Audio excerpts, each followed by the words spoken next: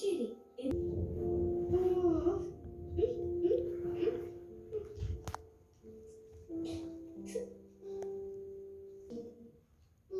എനിക്കിന്റെ വരികളെല്ലാം അറിയാം മുത്തശ്ശി. പഠിക്കാൻ ബുദ്ധിമുട്ടില്ലായിരുന്നു.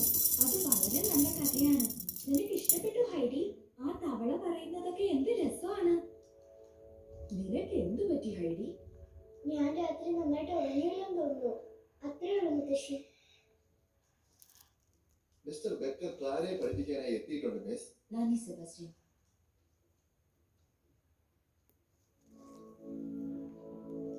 ക്ലാര പഠിക്കുമ്പോഴേക്കും നമുക്ക് ആ നാടകം ഒന്ന് പരിശീലിച്ചാലോ? എനിക്ക് എന്റെ വരികളൊന്ന് പഠിക്കുകയും ചെയ്യാലോ. ഞാൻ എന്റെ റൂമിലേക്ക് പോവുകയാണ്. എനിക്ക് കുറെ അധികം ഹോംവർക്ക് ചെയ്യാനുണ്ട്. എന്താണ് നിനക്ക് പറ്റിയത് ഹൈഡി? ഒന്നുമില്ല, ഉറക്കക്ഷീണം മാത്രമേ ഉള്ളൂ. എന്തോ പ്രശ്നമുണ്ടെന്ന് നമുക്ക് രണ്ടുപേർക്കും അറിയാം. എന്നോടൊന്ന് ഞാൻ എല്ലാം കുളമാക്കും. നിനക്കല്പം സമയം കൊടുക്കുക ഹൈഡി. നിന്റെ നാടകത്തില് തീർച്ചയായും ഞാൻ നിന്നെ സഹായിക്കും. ഞാൻ നിനക്ക് വായിച്ചു തരാം. നീ അത് പറഞ്ഞാ മതി. അത് ശരിയാവില്ല. മിസ്റ്റർ ബെക്കറും ഇത് തന്നെയാണ് ചെയ്യുന്നത്. പക്ഷെ ഞാനെല്ലാം മറന്നു പോകും.